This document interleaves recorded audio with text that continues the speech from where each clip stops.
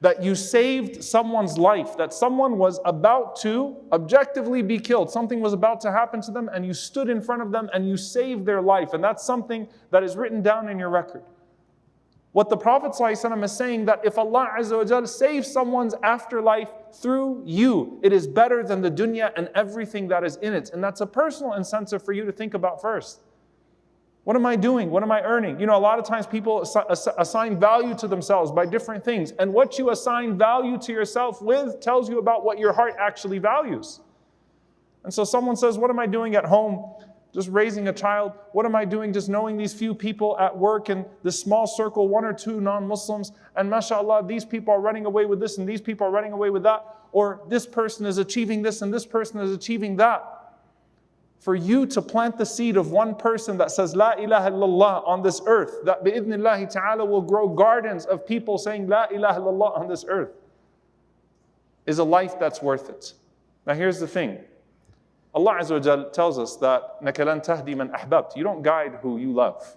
And that's one of the difficult challenges to the Prophet sallallahu alaihi wasallam, is that some of the closest people to him were not included amongst those that were guided through him sallallahu alaihi wasallam. Whereas some of the people that killed the people closest to him were guided by Allah subhanahu wa ta'ala's wisdom.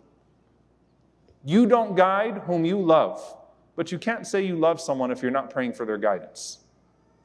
And this is where I want to bring it back to all of us. As you're thinking about your coworkers, you're thinking about your family, you're thinking about your friend, maybe an old friend that you knew some time ago. I want you to ask yourself very sincerely, have you ever really made dua for that person to be guided? Like really exerted yourself in sujood, in your qiyam, and said, oh Allah, guide that person. Think about that. It's nice to have a friend for many years. It's nice, and we should be courteous to everybody, and we should carry ourselves in our akhlaq, our characters, our greatest da'wah.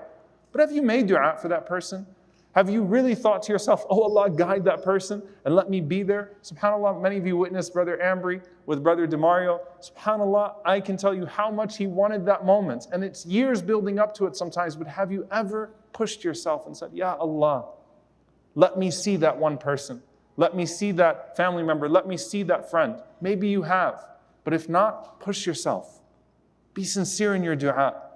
Because that could be the thing that makes your entire life worth it. Yes, there will be imams and du'at and ulama and tullab ilm, students of knowledge, and people who do this for a living.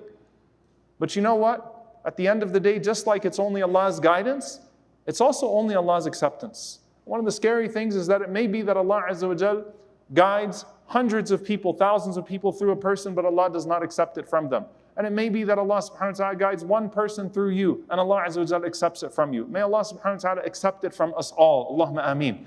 At the end of the day, we're just hoping to be in the equation somewhere.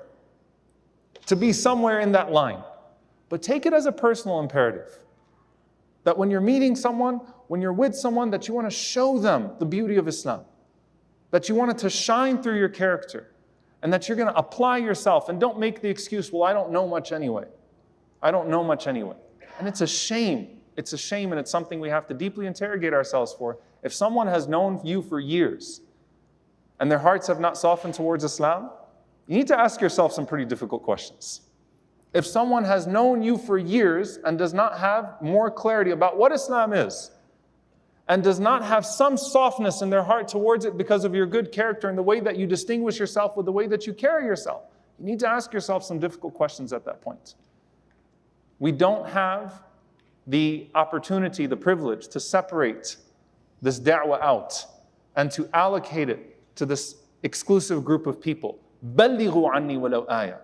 Many of you have heard more about Islam, if not every single person in here, than the people who met the Prophet ﷺ that day when they heard directly from him. بَلِّغُوا عَنِّي وَلَوْ آيَةً. Convey on my behalf, even if it's an ayah.